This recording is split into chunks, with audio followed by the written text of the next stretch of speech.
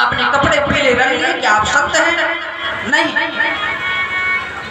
जिसके विचारों में संतों की भावनाओं का दर्शन हो जाए वही संत है। जिसके विचार संतों के विचारों से मिल जाए वही संत है।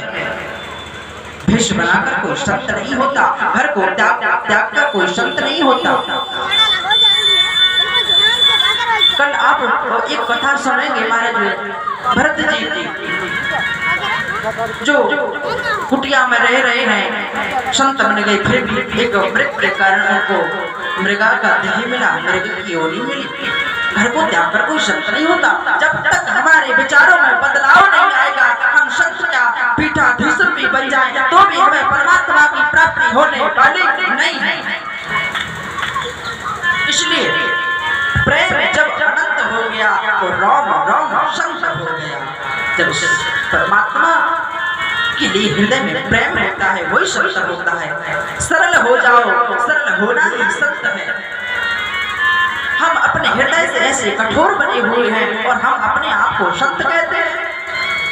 मैं संतों की बुराई नहीं करता, अब बुद्धिजीवी श्रोता हो, अब सब जानते हो मैं आपका बालक हूँ, कोई ज्यादा बात नहीं करूंगा। हम आजकल प्राह बड़ी गाड़ियों को लेने वाले, बड़े बड़े भागवतों में पैसे लेने वाले मठाधीशों को ही संत समझ बैठे, ये हमारी नादानी है। बड़े बड़े दरबार चलाने वालों को संत समझ बैठे, ये हमारी नादानी है। सरल होना ही संत है। सरल की व्याख्या क्या है? कौन है संत? श्यामा ने सीता, रामा ने राम, रामा ने लक्ष्मण, श्यामा ने सीता, रामा ने राम, रामा ने लक्ष्मण। कौन है सरल? जब तीनों जिसके हृदय में निवास करते हैं वही सरल है और वही संत है। संत कोई अलग से बनने के लिए जरूरत नहीं पड़ती। संत के लिए कोई राज तिलक नहीं किया जाता, संत के लिए कोई चुनाव नहीं किया जाता। संत तो भगवान का दिया हुआ होता है। भगवान को पाने के लिए वो किसी भी हद को पार कर जाता है। संत और भक्त कभी अपनी प्रख्याति नहीं चाहता है। संत तो संत होता है। संत हृदय नवनीत समाना, जो सरल है वही तो संत है। हम स्वभाव से कठोर बने हुए हैं और अपन को संत मानते हैं। नवनीत समाना, नवनीत मान होता है दही, मक्खन। मक्खन जितना कोमल जिसका हृदय है, यानी कि जो सरल है वही संत है। इसलिए तो लिखा संत हृदय नवनीत समाना। सुखदेव जी कहते राजा परीक्षित ध्रुव के पुत्र हुए उत्कल, इन्हीं के वंश में आगे चढ़कर अनुमूलक हुए। इनके पुत्र अंग आदि 6 पुत्र हुए। अन्य की पत्नी का नाम था सुनीता, ये मृत्यु की बेटी थी।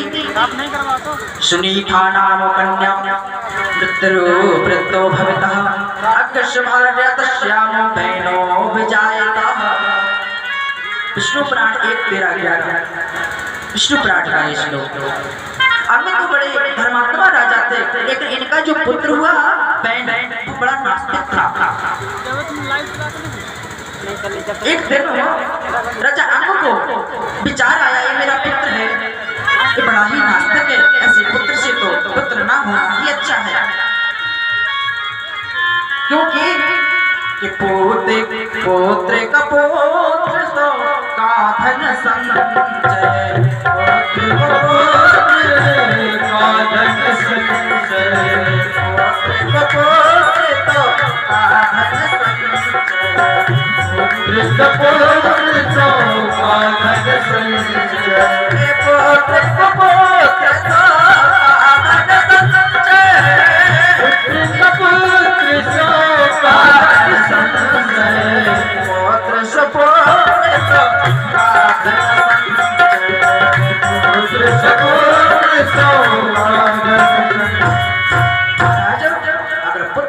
कुपुत्र है तो भी पैसा जोड़ने की आवश्यकता नहीं है।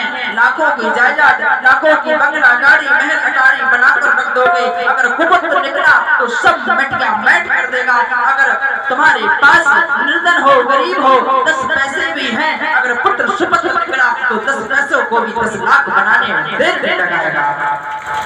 इसलिए हमें हर क्षण परमात्मा का स्मरण करना चाहिए। इसी प्रकार राजा अंग परमात्मा की प्राप्ति के लिए घर को छोड़कर जंगल में चले गए। अब बैन ने सोचा, पिताजी वन को चले गए, सबने कहा अब राजा कौन बनेगा। सबने बैन को राजा बनाया। जैसे ही बैन राजा बना, बैन वैसे भी पापी था, अत्याचारी था, नास्तिक था, वह अपनी ही पूजा कराने लगा, भगवान की पूजा को बुला दिया। माना है मात पिता नहीं देवा, साधु सन करवा सेवा, अतिशय देख धर्म की गलानी, परम सवेद धरा अपनानी। पृथ्वी माता का भार उठाना सहन नहीं होगा, पृथ्वी माता अबुला उठी। ऋषियों ने जब यह सुना अंग का पुत्र बैन बड़ा ही नास्तिक है, ऋषियों उसके पास आए, समझाया पर वह नहीं माना। ऋषियों ने एक हुंकारी भरी, एक ही हुंकारी में बैन के प्राण निकल गए। जैसे ही बैन के प्राण निकले, अब ऋषियों ने सोचा अब राजा ऋषि बनाया जाए। तो ऋषियों ने बैन के शरीर का मंथन किया। पहले जांघों का मंथन किया, जांघों का मंथन किया तो उससे एक काला पुरुष प्रकट होगा। उसने कहा निशीत मैं क्या करूं। ऋषियों ने कहा बैठ जा। उसका नाम निषाद हुआ, उसी के वंशधर निषाद, उसी के वंशधर निषाद कहलाए। फिर ऋषियों ने बैन की भुजाओं का मंथन किया। जब भुजाओं का मंथन किया तो स्त्री पुरुष का जोड़ा प्रकट हुआ। जो स्त्री थी वे माता अर्जुन थी और जो पुरुष थे वे महाराज पृथु थे। इन्हीं महाराज पृथु ने पृथ्वी का धरती का दोहन मनु महाराज को बछड़ा बनाकर इन्हीं ने पृथ्वी धरती का दोहन किया। वहीं से माता धरती का नाम पृथु महाराज ने इस प्रकार दोहन किया। वहीं से पृथ्वी माता का नाम पृथ्वी पड़ा, यानी कि धरती का नाम पृथ्वी पड़ा। बोले मनु महाराज पृथु महाराज की। इन्हीं पृथु महाराज के पुत्र अंतर ध्यान हुए, अंतर ध्यान के हविर वर्धन हुए, हविर वर्धन के प्राचीन बरी हुए। ये प्राचीन बरी जो थे वो बड़े कर्मकांडी थे महाराज, कर्मकांड में ज्यादा विश्वास रखते थे। इन्होंने कर्मकांड के लिए अनेकों बलि दे दी। नारद जी पास में आए, बोले हे महाराज आप कर्मकांड तो करते हैं लेकिन आपने बलि दे दी। ध्यान कीजिए महाराज, आप कर्मकांड के माध्यम से बलियों को दे रहे हो, जीवों की हत्या कर रहे हैं। ये जीव आपके लिए मारने के लिए तैयार खड़े हैं, जरा सर को ऊपर उठाकर देखो। जैसे ही प्राचीन बर्मी ने ऊपर को देखा, इतने बकरों को काटा था, अश्वों को काटा था, वो सब मारने के लिए खड़क लिए खड़े हैं। प्राचीन बर्मी डर गया। नारद जी